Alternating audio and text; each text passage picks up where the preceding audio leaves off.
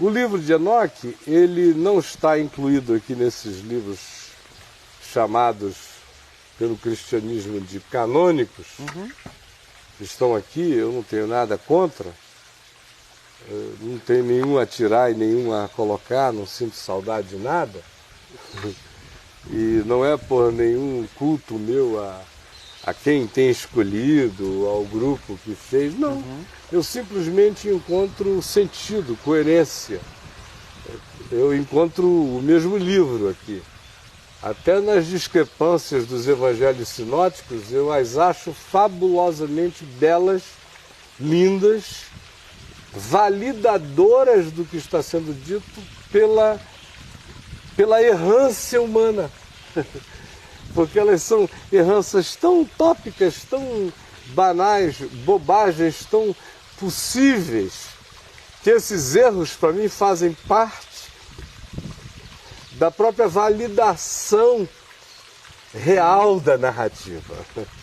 Se fosse aquela copiazinha, tudo repeteco, mas eu gosto de ver é que o cara diz 6, o outro diz não, foram 8 dias, um diz era um endemoniado, gadareno, o outro diz havia 2, mas descreve mais a história de um.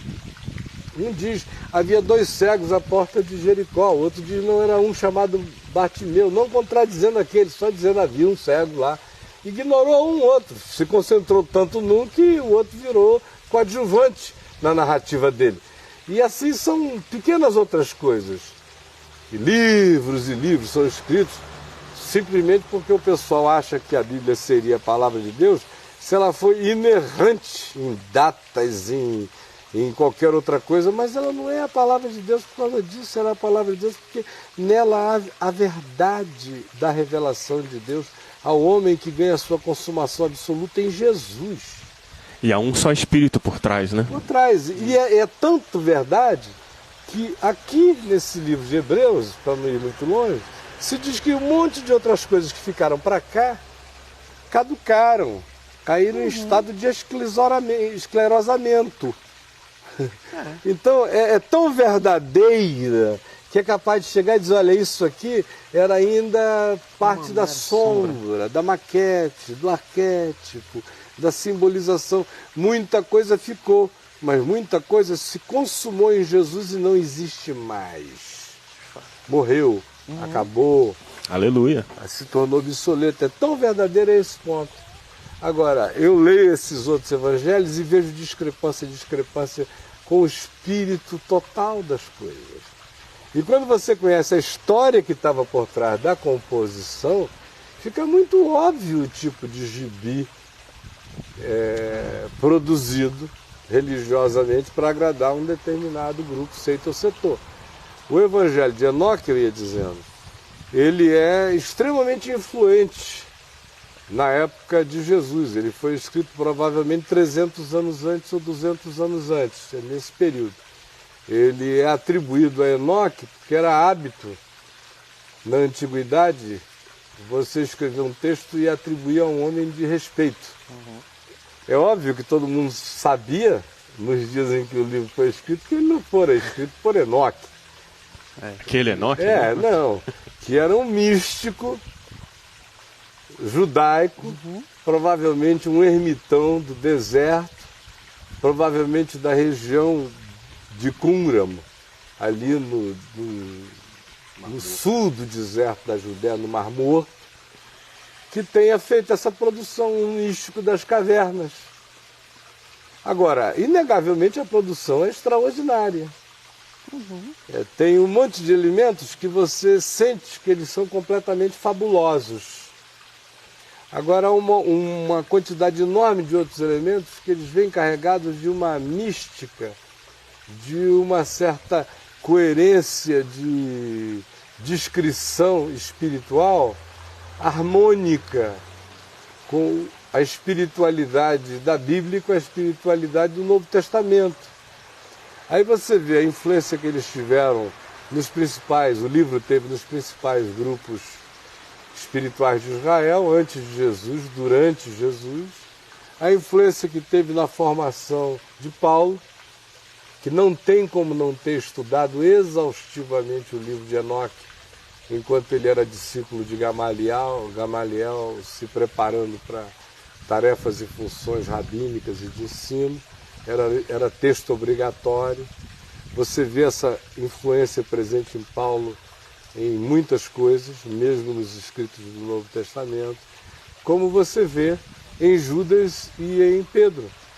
A segunda epístola de Pedro e a epístola de Judas no Novo Testamento são todas baseadas no livro de Enoque, são pílulas, são resenhas, são resumos do livro de Enoque aplicado à questão que pega os anjos que tinham sido rebeldes contra Deus, os Benai Elohim, que tinham ido e gerado e se hibridizado com as filhas dos homens antes do dilúvio, deixado a sua dimensão, cruzado aquela fronteira dimensional, seguindo após outra carne.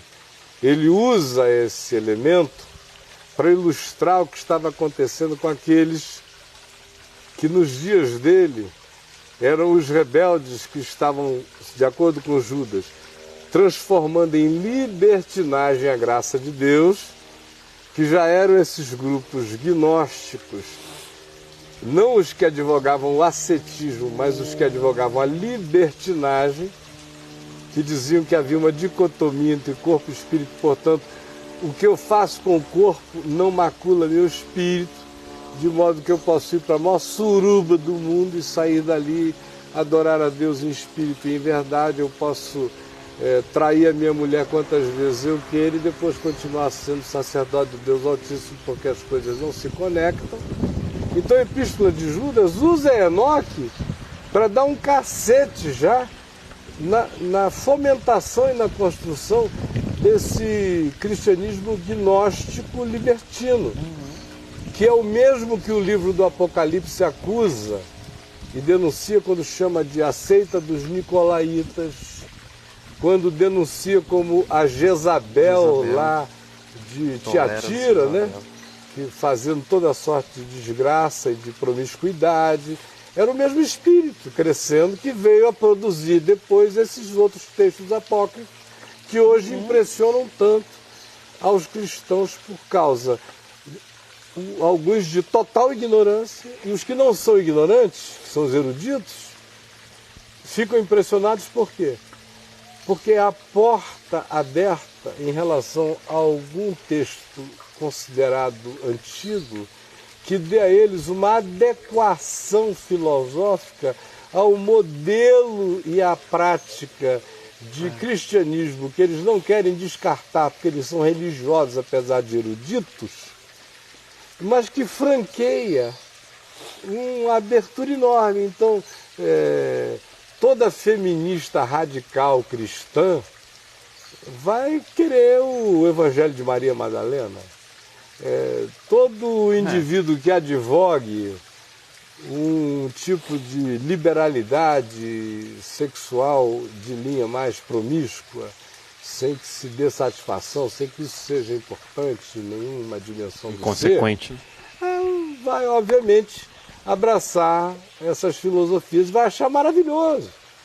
Se você pegasse o Evangelho de Lucas nas mesmas condições, Marcos, Mateus e João, e desse a eles, sem princípio, sem fim, mutilados, não sei o quê, fossem descobertos daqui a pouco, eles iam dizer, olha, não faz nenhum sentido, não presta para ler. E iriam dizer mesmo. O Evangelho de Marcos, quando interessa dizer que não serve, eles dizem que não serve. As estimativas conservadoras dizem que o Evangelho de Marcos foi escrito 17 anos depois, os conservadores. Os mais liberais postam entre 30, 35, 40 anos depois. Aí já dizem assim, já tem 40 anos, já é tempo suficiente para se fazer um mito, depois de Jesus. Mas aceitam, sem questionamento, o Evangelho de Judas, de Maria Madalena, de não sei o que, 300 anos depois. E conhecendo essa historinha inteira, então você vê como é de fato a expressão que Paulo usa em Romanos é forte. São os homens que detêm a verdade pela injustiça. É deter mesmo. É uma deliberação. Então, voltando a Enoque, ele tem influências legítimas no Novo Testamento, que a gente que conhece o texto de Enoque reconhece no Novo Testamento. Ele não foi utilizado pelos apóstolos como uma inserção de um texto a ser muito lido, mas ele foi mencionado, é mencionado em Judas, e ele transparece como influência em alguns lugares. Agora, por que não foi absorvido? Eu acho que pela mesma razão pela qual o Novo Testamento não faz nenhuma absorção explícita de nenhum texto, mesmo antigo da Torá. Observem isso. Eles chegam e dizem assim, do Gênesis. Jesus diz, não foi assim desde o princípio. Ele não cita, não tem nenhuma preocupação com isso.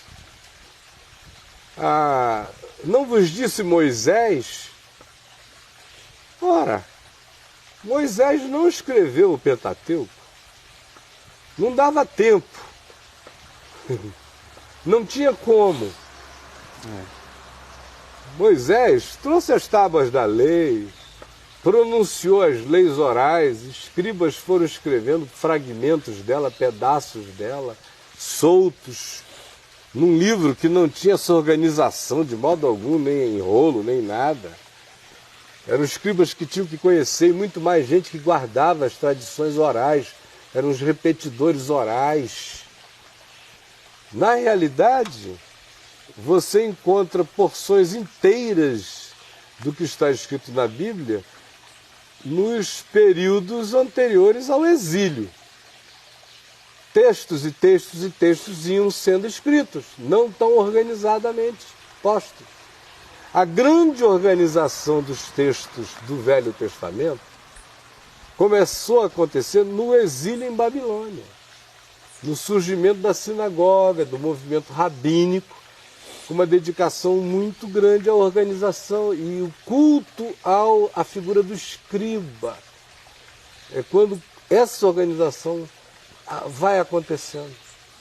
Ela é, num certo sentido, recente, embora, por exemplo, meu querido amigo, chefe de todos os arqueólogos lá de Israel, Gabriel Bacai, tenha descoberto há pouco tempo atrás alguns textos da Torá que são contemporâneos de Moisés e de Josué.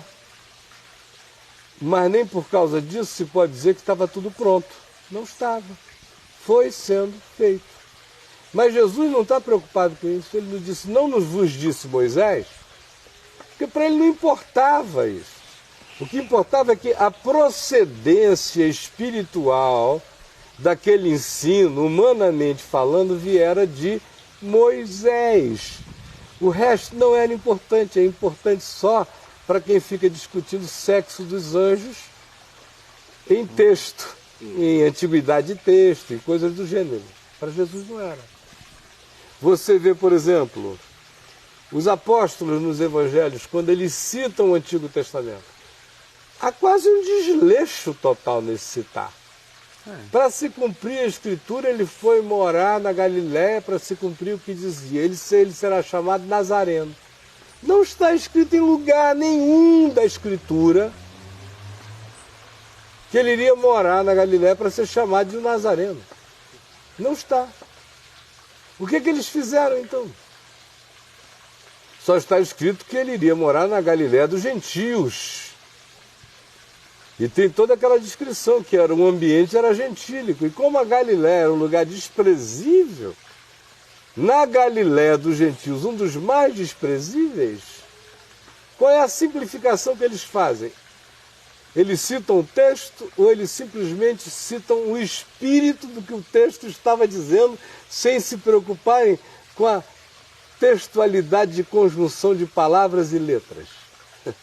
Esse é o tipo de simplificação e de liberdade que eles têm e que você vai vendo o tempo todo acontecer.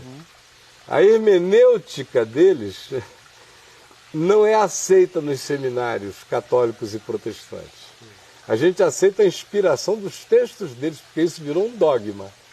Mas a utilização do mesmo princípio hermenêutico, a hermenêutica cristã não adota e não aceita.